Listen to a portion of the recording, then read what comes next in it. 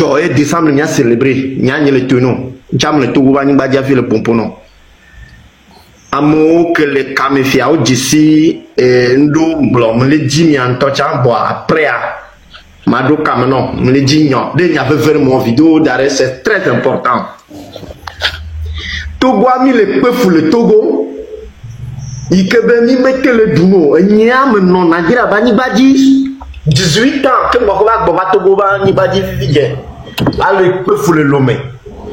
Donc, on a amené le Togo, les 5 ans de fiabe, et il a une caméra. Oh, d'accord, c'est bien le Togo à la nuit. Il y a pas gomme le molo. Ma biobe, un kata, ma pas gomme le molo. À cause de malédiction là, va nota. Ou un kenye Togo vie. Que les 5 ans de big spirituel, un moyen dit, et il y a me banque le pompo, ou kenye Togo vie. Le lome ba ni badia de kukuno ni Togo le ni cho même que ni yakwa victoire le que menami victoire le novembre menami ni décembre novembre et le novembre mais tu le 50 qu'on va correr lome ba ni badi mais ni vodu toke et qu'on a tout le pot mais nene ko nya won la life nyoa elle est très dangereux non nyabe icha amese se nyoa va lui ka me le dio ne y a à sa faute que contrôler na tout peu ni les dios ne ou avec au tchedo à niveau doule que y a me coachane de bena niveau do coré so jome et ngulu jona mi les dios parce que ni tombe nous que y a quand ni Madagascar petit pays comme ça et au lutter on te connaît on te croit mais toi quoi ça va et pas ni au Togo ni le lutte qui a dit caca 58 ans oui ça veut dire quoi on en a mal au Togo donc ni au le Togo bani badi moi je suis sûr mais on déjà job le novembre mais merci beaucoup merci beaucoup spirituel merci elle veut faire ça de coucou oh, pardon Josien Dubo ok chef canton. Bonsoir à tous et merci. Bonsoir. Bonsoir. Merci vraiment pour le travail que vous faites, grand frère. Vous êtes vraiment félicités. Et nous, on ne pourra que soutenir toutes les actions du M66. Je suis très fier de la réponse que vous avez donnée à certains et que ces gens-là comprennent très bien. On se fera seulement juger par le peuple. Que le peuple juge l'action de toute personne. Pour ce qui est du M66 là, ce qui est en haut là, ça nous suffit. Ce qu'on voit, nos 4 mousquetaires là, ça nous suffit à jamais. Ça nous suffit. Si quelqu'un veut se battre, il n'a qu'à se battre derrière. C'est tout ce qu'on demande. Mobilisation générale, que chacun mobilise chez lui. Que chacun fasse quelque chose, que chacun puisse trouver des gens pour accompagner cette lutte-là. C'est de ça qu'il s'agit. Merci beaucoup. Merci, chef canton. Dis solo. Merci beaucoup. Comment l'appelle-t-on? Togo Vikwese. Vraiment, merci pour le message. Aimez ton message. Parce que nos parents à l'intérieur de notre pays, je vois qu'à un moment donné, ils deviennent des gens têtus façon quoi. C'est comme en personne, miso le trozo à mes têtus, on me dit voilà réagir comme il le faut quoi. Parce que c'est bizarre que miao est tondi depuis des années, depuis 90 et jusqu'à présent, miao mimpo les portes en amia benya. Voir à moi le tondi le mia bien comme les filles, on les réaliser ou à des rêves. Nous que les ni et ni a problème n'a mie mim télé ou de cas mim télé zondo et ni a sens de camion. Amé abeno ton, amé abeno mais amé abeno da. Ça veut dire quoi? À un moment donné, il faut qu'on laisse mourir ce peuple, on doit les faire mourir du faim. Là, c'est la faim qui va les pousser à sortir dans leur caserne, quoi. C'est la faim. Parce que, c'est que les étrangers. Fin du mois, on a gogo banque de, forcément, on a une banque de, on a va yoga. Donc, à un moment donné, il y a mis bloqué, nous, en quatan, à monsieur, la diaspora, soit une responsabilité. Il y a mis bloqué, nous, en quatan, le surbe, quel qu'en soit le cas. Oh, ils vont sortir dans leur caserne. Parce que ça devient comment l'appelle-t-on? De l'embêtement, quoi. Monsieur, à mon corps, le diaspora, mais, monsieur, le dans là. Imagine, à la fin, 2 h du matin, et les idômes. Neige, mais, il faut avoir que c'est où l'Europe, mais, alors, Amérique, neige be gamea, la personne est obligée d'aller de sortir. Voyons, à Erwan, mais à mi bakudo, mi abe janvier, mi le mi abe li oji mi le ou n'importe quoi. Voilà les jobs de fofo les yovone à pauvre sous le temps maintenant à pauvre temps mais les derkabe fofo les yovone fofo là onde hey il est temps de réagir mais tant que mime le dibe mila réagira vaut mieux on coupe Ignam avec vous et là je suis sûr que y a adogumia Amérique ma job de leader de nenami obtenu à ne lancer mot d'ordre que bon mila cité parce que trop c'est trop on les manquer respect na miabe parents on les amiaba ome on les manque respect na miano surtout miano moule wamde couper na mio conserve et l'importance là à un moment donné il faut qu'on les fait mourir de faim quoi franchement nous quoi c'est trop quoi si je peux aller comment on appelle attends je vais aller directement en thème mogobia que zembia maintenant c'est les dans interpeller diaspora c'est on dit moi ça le verra chez nègre c'est dans basna da de noana da wala on dit malende dana quoi bedo c'est que bonjour na way arodu aze ben de ban mouli de banque ben di fala ba fene fala bodo fala be la permettre bandu aller wa fuzu ba ngene donc maintenant ça c'est vaut mieux de la couper Ignam quoi maintenant de la couper Ignam di yele non c'est so quoi an non so azo we na ten veru est ba korbali na ba korbali donc bi yele be la boko jodane day ya ko di diaspora ba oni c'est ba oni il a joué il des rôles quoi. Parce que trop c'est trop. Dis-le quoi. C'est quoi? Ouais, merci beaucoup, Dissoro. Et Dissoro, chef canton, Aïcha, Raoul Dagba, Kotoa. D'ici demain, Mila Yomi. Vous allez recevoir des coups de pile. Voilà, Mila Yomi, de Ndonchi. Ok. Donc, il n'y a pas de problème. Merci. Nous sommes là. Il n'y a même pas de problème. Ok, merci. Et Nia, Aïcha. Oui. Lady. Hein? Je pense qu'elle a reçu un appel. Oui. Allô, je suis là. Oui. Je disais que j'ai besoin du chapeau aussi. Là, c'est ce qui me manque dans mon accoutrement de M6. Ah, ok, ben je vais te l'envoyer.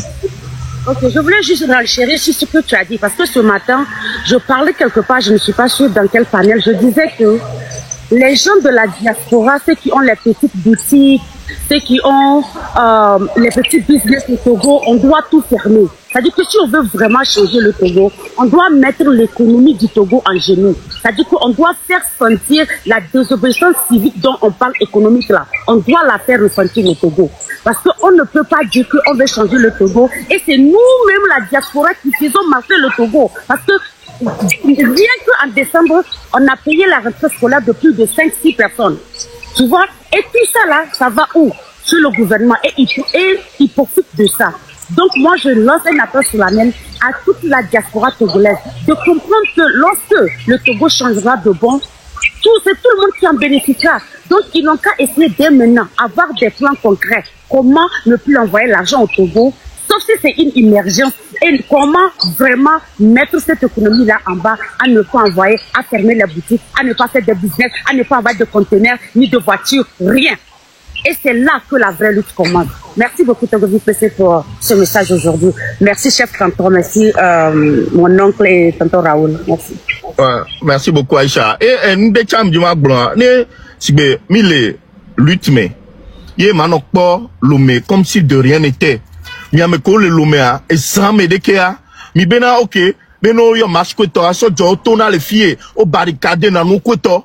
Mais en temps normal, que samé mi nyabe gbogbo to soja gbogbo to be mlanani fifi mi atan ki mi le rythme mi ni so mi sibe mi peuple là mi ni guerrier o akoto mi atan mi le mlan ya du fetu de si lopodora mi anu biya pa anu pa sibe examen ke mi lave no action okoto a mais mi profiter na no akoto avec mlani e va mi la fond et son de que me kwa mi no gbo be na a e ka ke mi la na si me chicham le mi asio vous me mirez le gobe lo amento à nous le sein.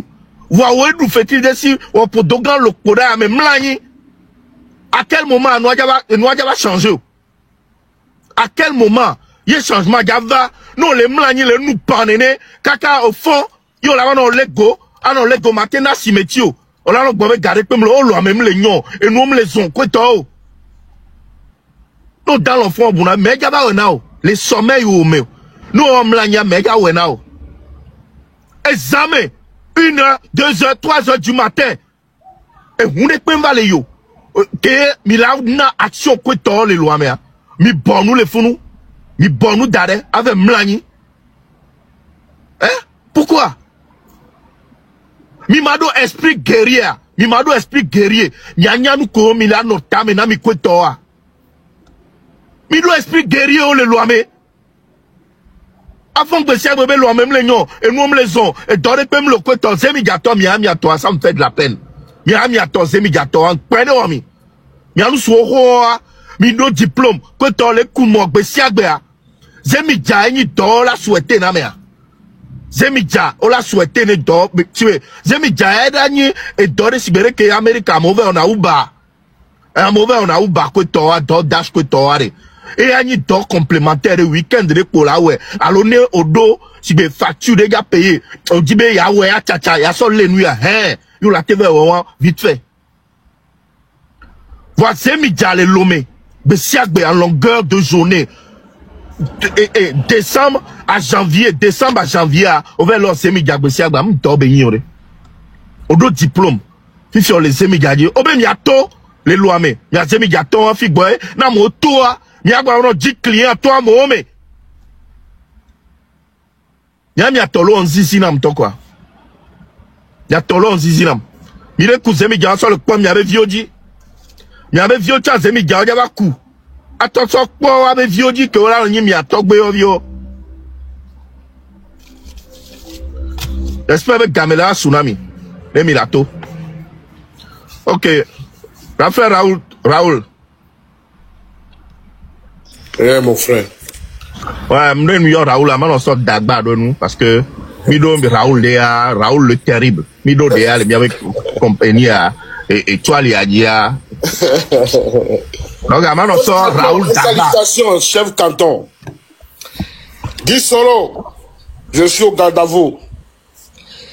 Quand je vis PC, l'homme même. Donc, je vis PC. À me souvent, quand je vis PC, vraiment, je te dis, après intervention, elle est powerful. Powerful. Powerful. Very powerful. Matin, j'ai fait la même chose. C'est ce que j'ai dit ce matin. Donc, allez, nous qui sommes à Gouamponi Benare, à Penami, et Doya Kemileware, à Penami, Maoudena Minuse, Nyak Patamia n'a béni, Nyak Ponu Yabe fin. Milan n'a béta, n'est pas ma Jordan, mais les Pipedio. Milan n'a bé, Yemila Potepe, à Penami Kakalo, Yenda Pompo Subo. Tu as tout dit. C'est ce que j'ai dit aussi ce matin. Mais que Dieu vous bénisse abondamment. Yeah. Ouais. Merci beaucoup. Non, je vous en prie. Ouais. Et Nia, Yato, encore une fois, le métaux, Minyabe Gama Javasu, Mile note pas déclic de, et déclic à Java. Ye Mnyabena, me subo, Ojak Polone Nebendo. M'blet so totodia be mi le hia me siame amo yi prison ni sope ya ni sonto ya 3 jours ya yi prison amo tsunami le du ame san ke mi to luti adia o tsunami ba me rekmentong ba plomiado wa me que les prisons e gbemea normalement mebe place on dola yi funu tochon pour nous kebe ou am dola yi funu tochon avoir fait l'allusion envers quelqu'un, alors mouya me ben kochonwa. C'est parce que justice que le loméare. Justice à mougnon. Justice à les corrompus. Justice à mougnon les doigts moare. Ena, ne neve funu be yewa. Wane de kamouon chon, ok pere mianchi. Kwe to ame siame. Pere mianchi. Kwe to Amérique pen blobenare. Amérique pen ba suivre meilleur kwe to wa. Je pense que nous am jadjon tochon. Et nous am jadjo. Donc avec Béaré, Américain ba globe nous kemile o ya mukayo. Parce qu'à tout moment, à Togo de justice, ça va te léo, on t'en la Rome. Oh, quel est le gouvernement amka, on va léo. Amo, ame boboro ko des nations. Eh, ame bobo ko des nations le lomé. Que on la mea, on peut kakla les bon, on peut gakpo les bon koto, on de na photo à comme non. Eh, one talk pour l'on va faire d'accord mais non le fou. Ame bobo ka on moule le lomé. Yo, torture, fobo, avoué bena, yo benoué alors que moi te. Et nous qui avons mis les lois morts, justice, coup de gouvernement, quelqu'un on doit dégager. Script coup de TCPJ, soit on combat les doigts, mais barome. Les filles, avant qu'on soit bien nous ta, à moins que les filles avant les doigts, à moins on doit exercer les Togo en touchant. À moins leur perquisition, là, on met les filles locaux, les jo. Ngao, mais y a bien nous ta. Les gammes là, à bien nous ta, à plafond, à bien nous ta. On l'oblige à bien nous ta, quoi. Yo avec nos filles avant, les amebouba home. Hein? Pourquoi vous êtes comme ça? Comme il est nous. Hein? Comme il est nous. Togolais, Togoto, il y a quelqu'un là. Hein? Ne me tite ensemble là, à mon minorité au là. Hein? Ne me quelqu'un me tite à moi il ne représente rien devant nous. C'est vrai. Vont, et ni nous pote que mia que mi de quoi. Vous ne m'êtes surpassé, ne benoît, ne me dénoua tous les tamers. Hein? Ne me dénoua tous les tamers. Et nous qui le vent à nous en tant que c'est simple. On doit payer aussi la sécurité sociale pour toi. De telle sorte que le jour où tu iras à la retraite, tu pourras bénéficier d'une pension. On doit payer aussi l'assurance maladie pour toi. 3 choses. Salaire, assurance maladie et sécurité sociale. Or, nous allons imposer ces conditions à tous ceux qui vont venir ouvrir des entreprises au Togo. Tu ne peux pas venir ouvrir une entreprise, exploiter le sang du Togolais et maintenant importer la richesse chez toi. Ça là, ça on va finir avec ça. Dès que Félix quitte, dès que nous dégageons ce régime, nous allons imposer le respect du peuple togolais. Si tu veux venir créer une entreprise chez nous, tu dois nous respecter. Jusqu'à présent, là, ceux qui créent les entreprises, là, quand ils viennent, ils se créent des milliards, ils ne paient même pas de taxes. Ils transfèrent l'argent chez eux. Mais toi, Togolais, là, quand tu ouvres une petite boutique, tu vas voir l'autre derrière toi. Ça doit cesser. Donc, le combat dont nous parlons, ce n'est pas le combat de TBPC, de Kwadjibi Togué, de Zagabambo et autres. C'est le combat de chacun. Ce n'est pas le M66 qui va sauver le Togo. Ce qui va sauver le Togo, c'est toi qui m'écoutes. C'est toi Togolais. C'est toi Togolaise.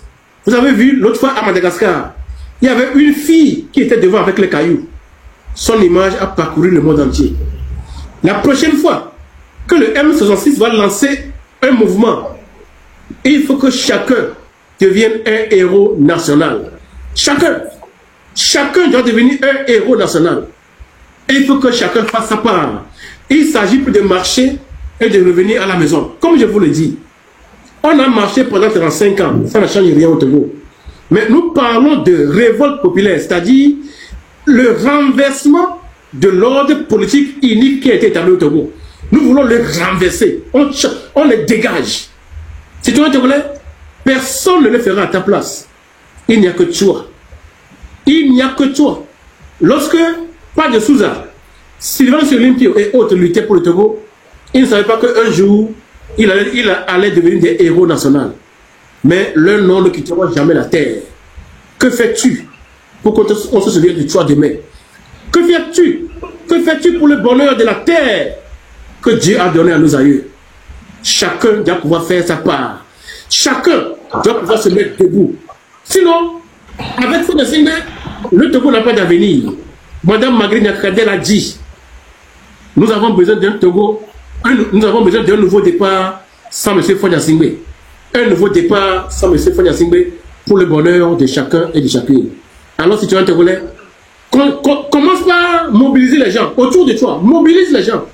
La voix sera donnée bientôt. Et quand la voix est donnée par le M66, il faut que chacun se mette debout pour le Togo. Pour sa patrie. La patrie. La patrie ou la mort. Nous vaincrons. Je vous remercie. Merci beaucoup, Romain Harrison. Merci beaucoup. Irénée. Oui. Oui, bonsoir. Oui, bonsoir, tu veux passer? Ouais, bon. Ah, m'y a fait quoi? Bien, Romi Couvo. Tare. Bien, Romi Couvo. T'as bien, mi dit, bien, wa, bien, Kouna, me potonovo. Tanya, mele, blonde, jeunesse, oh. Nya, Togo Imbadi Yamele. Togo Imbadi Yamele. Lume Yamele. Yamele Lume. Nyinda Loro Quignon. On est où on peut faire. Yamele prêt. Mbaglon. Ouais. Ok. Mbaglon, on a besoin de toi. Wa Kafla. Ne on va Léo. Fifi Djea. On m'a te représenter des pénamios. C'est-à-dire, les Kafla, on décrit Fico, les Kwetoa. On m'a te va servir des pénamios. On a besoin de toi. On sait comment, on va décrire à Philippe Fico, le Kweto. Mais soit que les Fiomi, le fou pas. Mais on parlera en inbox. On sait comment. Ah, ok. Ah, voilà. Fico, ah, voilà, m'basso quoi, mais quelqu'un Fiomi, ben non, Fico, dès qu'on belé, c'est bon. On sait comment.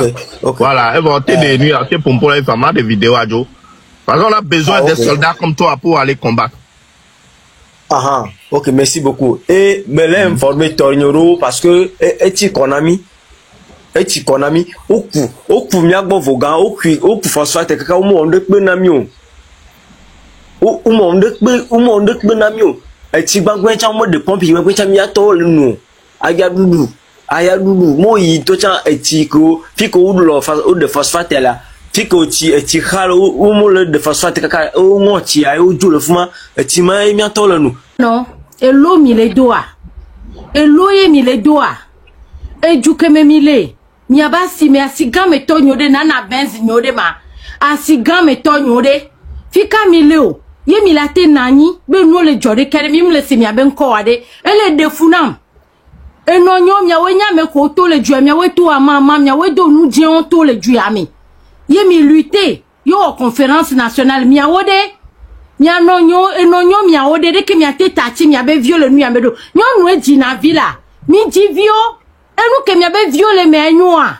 miabe viole sukulu kamole ile juome ke sukulu omle tu sukulu feu de viom le tu sukulu feu ola e sukulu kaka université omle tu feu c'est gratuit balo yo le yisukulu akakola va vo miawa milasa miaba vo miasa miabe nu keso tu fe na miabe vio na mi o yisukulu akaka pacha de edore pepe mu le o edomu lo le duaya o le doya va no ku zemi jan me doyo zemi jan la gble ren o no zemi jan la gble ayiku yo gbona la gble no e la gble li o no zemi jan la na o la do kayo 200 la forme parce qu'on a aidé TP de cas et la va yidiji no la o AVC o la klibo awo enonyo awo ejuo me tro mi po gana me mi po bene meda ye bele nene mi le funu o va le homia ba si ale mi asi ye mi bonu mi le pompo wa non wele enwa miabe enwa indépendance be flamboa da silo ni non we na yo ho ablo de le Togo lo fika mi ode manyonu nu sone do mi ame ni mu le pa mi ononyo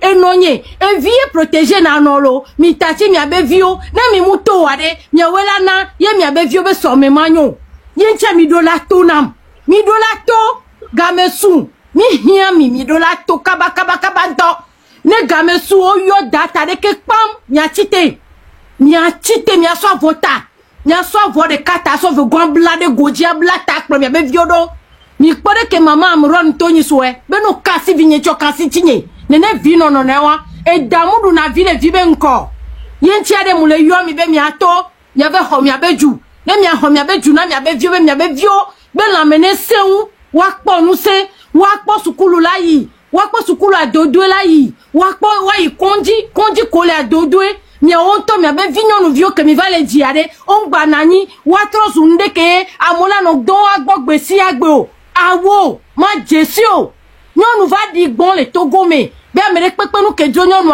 amede ele okudo nyonu awo o ma okudo mi abe vio la signore nyonu viola signore enenti ade no vinyo no nyom le yomi miawo tutu miawo yenyam le yobe na miato ete wan divayi enu akọ medical am le biomi lo mi prêter serment de mi prêter serment be a protéger mes betoa mi prêter serment mi a protéger mes beto mi le fu no va klo mi anon via surtout enu sage femme mi weji na vio he na vioto mi le fu no va klo mi anon vi mi abe collègue joa mi u se mi abe nkolo mi u se mi abe nko na mi bonu ade ma to na mi bena de esuade erreur de capé koye ame on ko be onji juklo la yo le nko le fini ade erreur ko mi lawo wa ba mede alo wa be hon be vide la va konji ye mi lawo erreur vi chuklo ne chade o la le mi acha so chu o la le mi chu e governor po no vi obe ta les hommes ade o cha to we les hommes kwa mi bonu dade mi mu to tete benade yo a manifester bena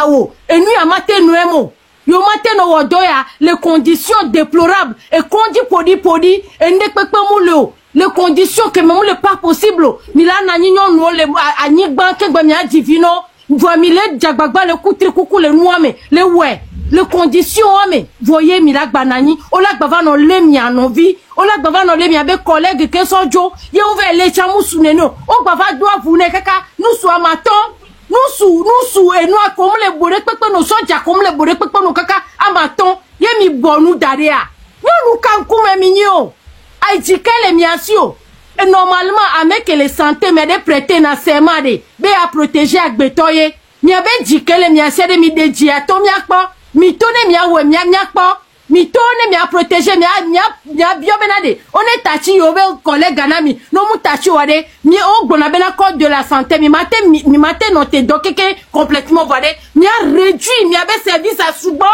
au maximum parce que n'y a que santé me moulé voyez du que me moulé non toucher mi a de mettre quoi toucher mi a quelqu'un parce que à mon tia mi matin noté donc qu'on voit mi minimiser na doit tellement benade a me ko lava o doit porter on basu na gbo pour mi moulé se mi abe nu ko non nous que les santé a mi ade infirmiero mais non nous mi a cha mi nia mi la no bone va don mi agbo mi la no va don mi abe vieux go don mi abe nous sou ko les corps a mi ade mi le funo docteur o la no benade e so jade ne va don e srogboa ye mi la bonua fike mi lo mi abe togo nu su o mi fu nous so no na ngbodo me protéger na nyonu nous ke mi le wo mi le tasi mi le pe fu de ke o mi do la to e sunene no yo date pa mi akeke mi to la home ne mi ave home abeju nya home abeju le e demo asi demo be nyo be le 6 juin 1966 odi et si ça mettons des démons portés na enu awa et moi o porté na 666 ye beni o gbaso multiplié par 6 ne amoma megbeto benyo mi avait arraché mi avait joué si et nous que bela okumia e sunene j'espère be docteur menami docteur chirurgien a monsieur me e docteur menami lo e nonyo j'espère be mi se mi gba yo mi que ne jopo mi chite mi le chite parce que mi le protéger mi avait violé docteur mi le chite parce que mi le protéger mi avait collègue mi anole ne mi mule wade mi anola le dola te va y conduire o la teni docteur nous la va jore dio o cho la va y conduire alors mi mule po nene a egbe me po mi le po be yo seun e so cho la va le do amede pepele na do mi la va y conduire donc mi cha mi la va hia conduire yen che de mi diredo ne ba njuna mi peta mi no togo amelo egbenye jani akpe. Merci beaucoup, One Love. One Love. On quoi dire One Love. Merci beaucoup à peu parole au traverser corps n'aime ya quelqu'un qui l'élève à main. Merci beaucoup. Ma on est non plus. Bientôt. Et n'y a rien même à gloire. Avec quelqu'un les prisons. C'est le moment de leur rendre justice. Avec quelqu'un me vévéolé de prison. Fifié mi dola non révolté. Mi dola abandonné ne ba mo. Les sur bena mede amesia me kele live yama o jesia mede allo hon ode ba mede allo no vi ode allo amede ode kokode les prisons funo injustement collé se fait tout refunu. C'est le moment de vous révolter. Que midola bidi na moi mi a été libéré de ne ba mo midola to. Et encore une fois coup d'état constitutionnel là ça a été fait en pleine nuit. Examen il y a un gouvernement au coup d'état constitutionnel. Nami, que mi a mis les dents, que Togo vio miao, mi a que mi les dents, yo, avec coup d'état. Egbe a le yomiao. Be mini terreau. Gouvernement toi ni terreau. Les vrais terreau c'est le gouvernement togolais. Les vrais terreau c'est le gouvernement togolais. Parce que il ne peut pas changer la constitution en pleine nuit. Que Togo viole dans loin. Yo la va. On la sort pachado coup d'état, on la sort pachado constitution, mais adje, awo nous que dro coup de. Examen que gouvernement a le wonu que dure coup de jume vioa, il fait jume vioa, examen oh les dents. Hein? Gouvernement et jume viola jono dans l'examen. Fifi ami do la fond les miaro ko miame. Amérique pengba dans. Nya tite les miaro ko me. Ne mia so ezan, mia so mia be holon. Amérique pemba vont les armes. Sans vivre mais mi vont na zame. Kweto, ao, imagination beni. Imagination ne pentom non na zame. Mi c'est comme imagination Amérique pentom ba vont zan. Mia no zame pour faire des actions. Que gouvernement ta zame be non, yebe web action ade. Togo vieux peuple a tane non zame ne ba web action. Donc mitite les miado koué miame. Alors dodo, magba s'adresser ne nyon no le fie. Non ni jeune vie, on doit titer le dokome. On l'a tité. Voilà ni jeune vie, et selon les bords, y selon wak besiago danoune, bedou nous pa amla nous parle boa, ce n'est pas un vrai homme. Parce que nous souvent que mla dek boa, et donc bon. Est-ce que vraiment mite le vive nyurea? Est-ce qu'on méritait un mois que le founou a donné qu'on va nous parler pas que et joie besiagba nous souvent les bobena et nous le cesse et garder pemlo et joie me les nyon voyez le nous pas besiagba les bo nous souvent nous la tité les bo là avec combattre les changements bava parce que nous soukele nous parler nyon nous bo alors nyon quoi me faire nous parler homea changement fier changement yavo mia me vers mia nous parler home fier changement ya to yavo mais yava onamio. Mais où est les Namio? On est à peu près 9 millions d'habitants au Togo. Même les gens 9 millions en tant que con là. Vide pas comme les gens le. Donc, allez. Nous avec Mlani, nous soyons de droit Mlani de bon. Nous soyons la tite la démomé. Nous soyons la tite la démomé. Les changements bateva. Surtout ces médiateurs. C'est médiateur, nous nous collons doya la cime, besiagbea, mi tite, m'blenami, mi abe présidente des marchés wa, et trova zoumer, que l'ennemi madame a gouzé à Kosiwa, et trova mi abe mère,